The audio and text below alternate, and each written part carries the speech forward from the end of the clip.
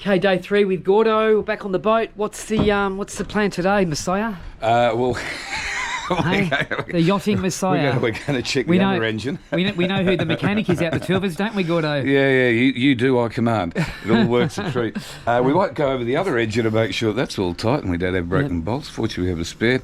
We're going to have a look at our other sails that we've got on the boat before we depart. You're going to make the plan for getting us back down to where we're going.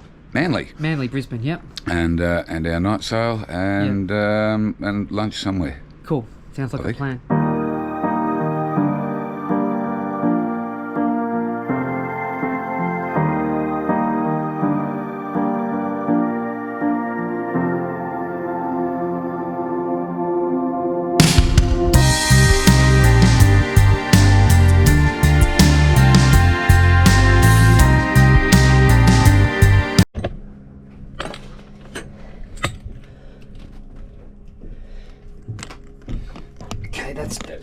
That's solid.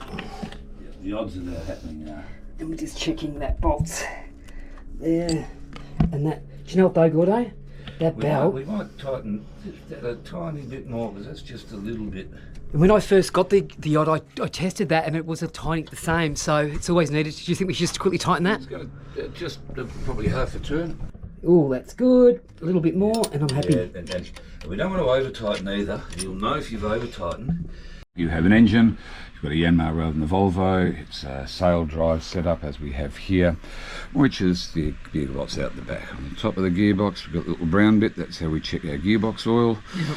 Around the side we have our starter motor to get it cranking, our alternator to generate power. This is a different, it's got a ribbon belt as well.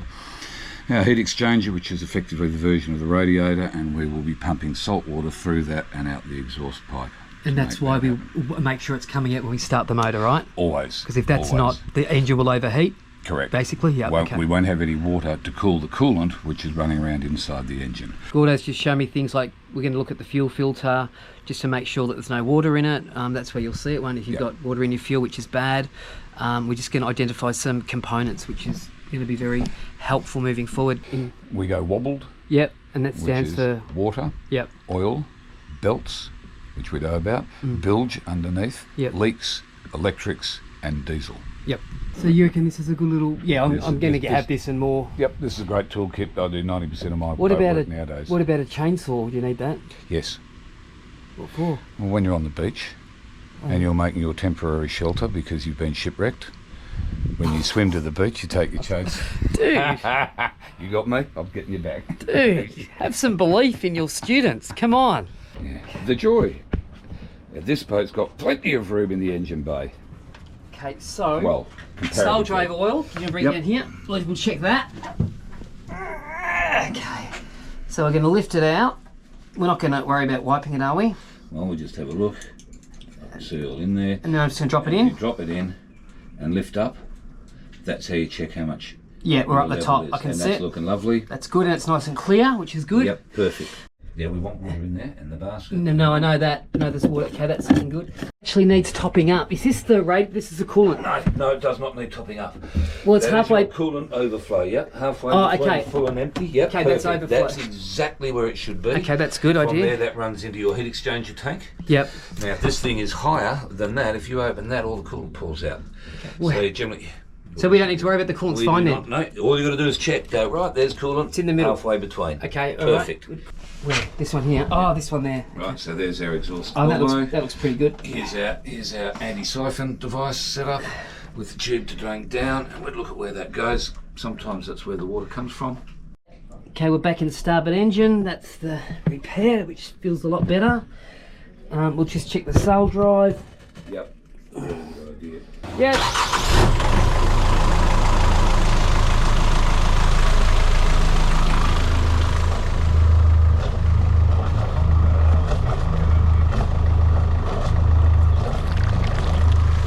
We're just listening because we've tightened both belts up, so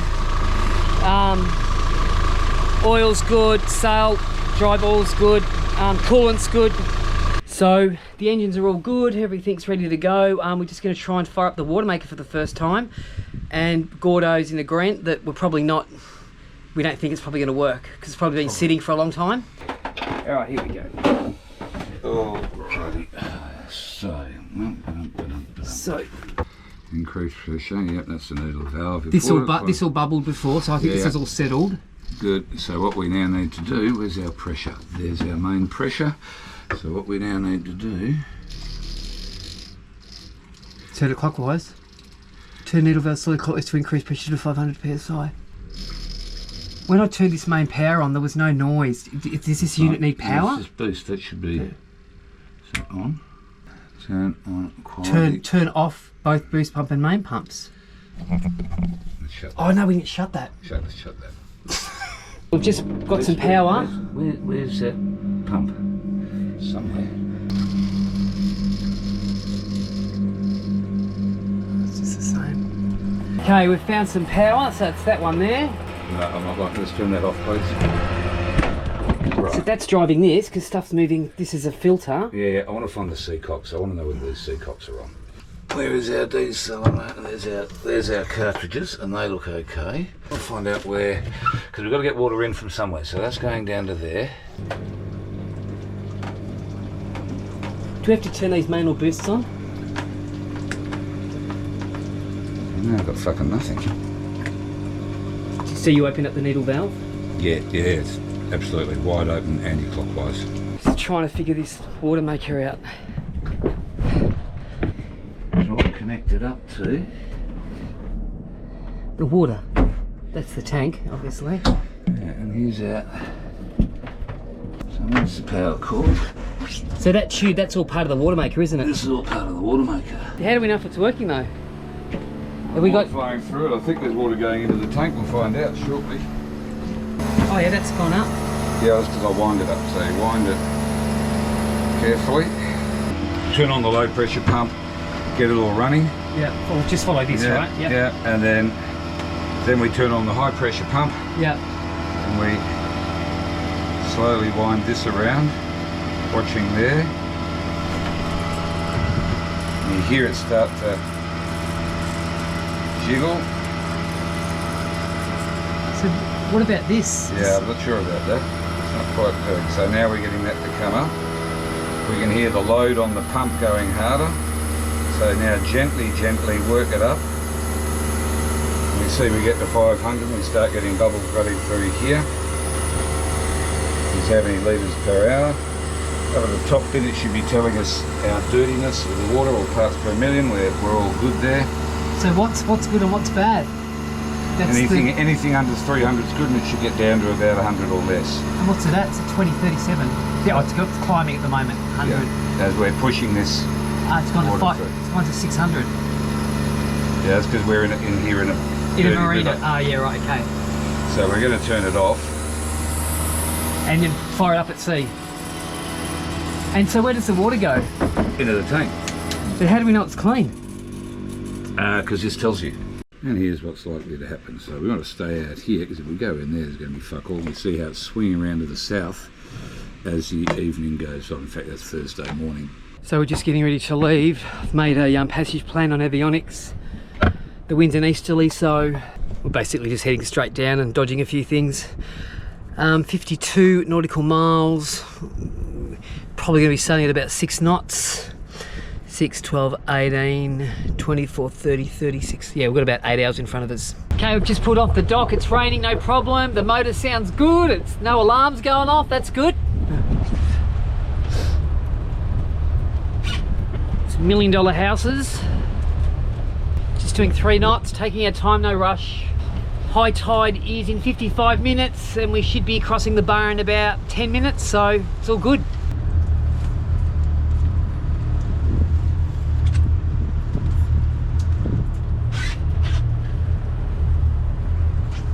Having fun, mate? Loving it. Living the dream. Alright. So we're heading straight towards those buildings until we're past the swell, then we're going to turn right. And we look behind us. We're in the red, so we actually want to get into the white, so yeah, we'll just drift across this to the left a little bit.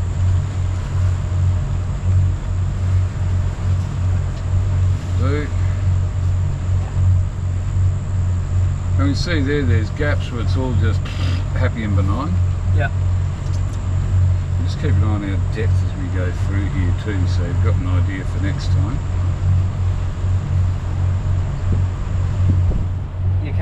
bit of speed? Yeah, I'd really be happy. Oh yeah, good.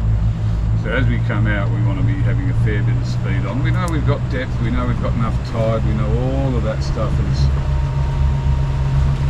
you know, it says 6 knots, good, we're only doing 4.9, 5.1, 5.2. 2 hands on the wheel, you don't need to have hands on the throttle. So unlike a motorbike, unlike a car, Yep. we put the throttle where we want and we're back to steering the boat. Both motorbikes and cars are geared around you having 2 hands on the wheel. The wave can't, I'm just going to turn it, hit it head on. Correct. Beautiful, we're now on the green, so we can drift a tiny bit back. Pinching waves Yeah, here. yeah. This is fun, So Gordo. we're here with the tide ebbing. Yeah. Every single wave will be like that, but double the size and braking. So does that sound like a good idea? No, it doesn't. I'm just going to pick up a bit more speed. Are you okay with that? Yep.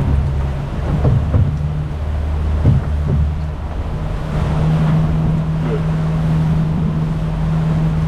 So yeah, it also settles the boat down. Yep. Oh, here comes the right. Just a bit.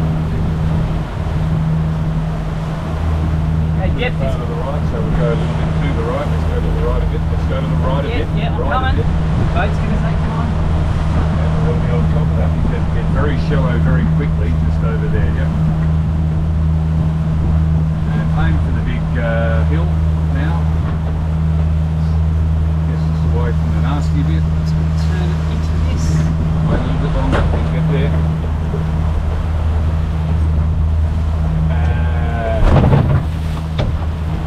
Back off your speed now.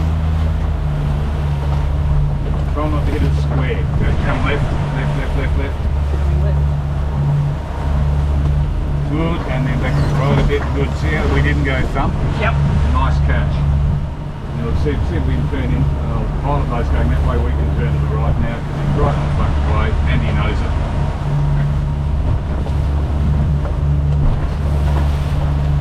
Alright, around to gently turning to the right. And not too much. Further out, here we go. The thicker it gets, we're happier we will be. We caught that right on the nose, didn't we? Yeah. So, what have we learned about it? We don't actually want to be right on the nose, do we? Just a little bit off. Yeah.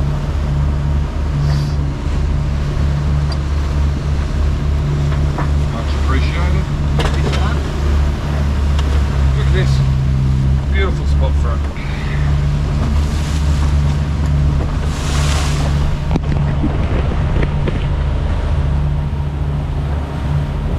Garner at the bar. We'll see how that turned out. The thing with GoPro footage, it never really captures. No footage ever captures the size of the waves or the brutal reality of what's happening.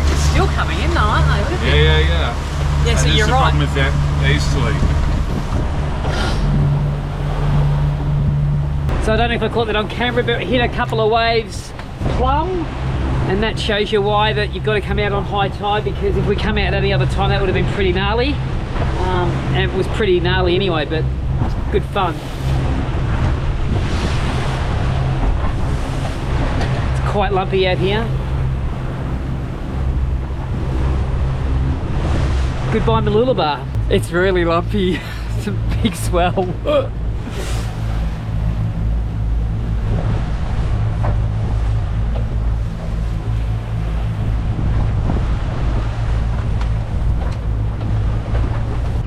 So it's a lot more lumpier than we thought it was.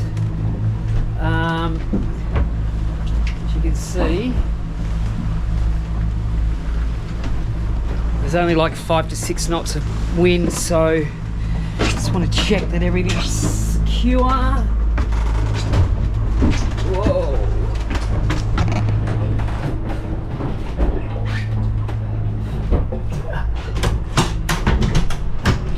It's locked.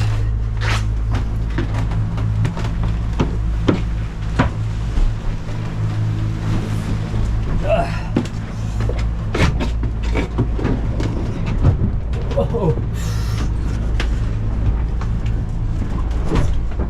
Just give you an idea.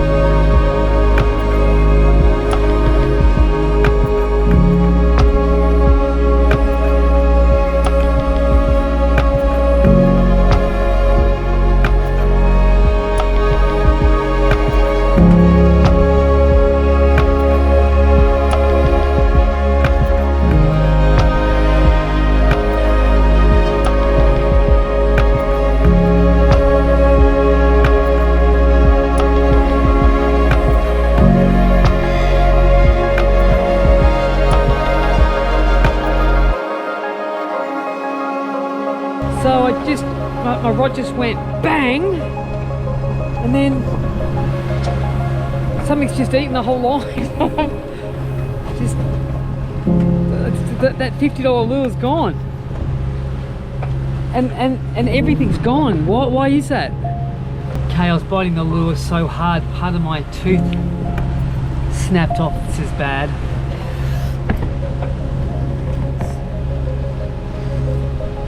This is pretty shit.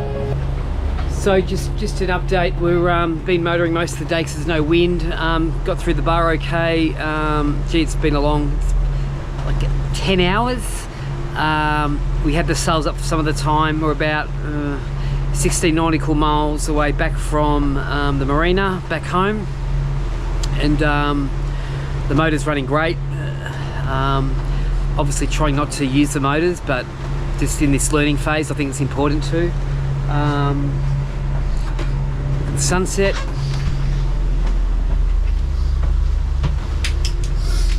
and we're dodging ships. Sorry, this is important, Gordo. I just need to talk about this first. No, not to you, not to you. No. But this cup isn't microwave proof. So when you microwave it, because I've ran out of gas, because there's no gas in the bottles anymore. But when you microwave this cup, it gets hot, and then the coffee's not hot. But a guy called Steve, he's the first guy I met at the marina, and he sailed on this boat with me. And I said, bring your own cup because I don't have any cups. Now this is my microwave cup that doesn't really go in the microwave, but I wonder how many years I'll have this cup for and use it. I'm going to call this Steve-O. I'm going to name my cup called Steve-O. So I'm having a drink out of Steve-O. Thanks, Steve. So have you been coping without me? Only just. I had a little rest. The way it works is that I have an hour off and Gordo has 10 hours off. That's how he's worked it. That's how I work it. That's definitely how I work it. I just want to get this sunset. Looks amazing. You do. Oh, look at the clouds over on the right.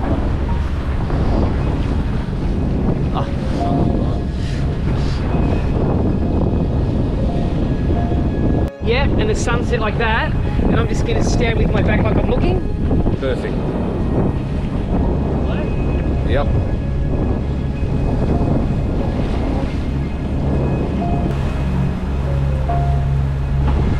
So we're back from Mooloolabah BAR. We just parked the boat. Me and Gordo had a tag team effort. Did you drive it? Sailed it, motored it in the dark into the pen, into the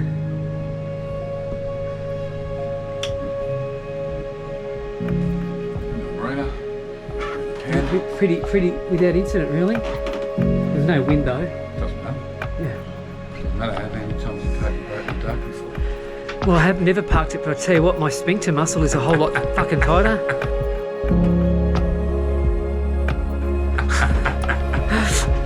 Oh god.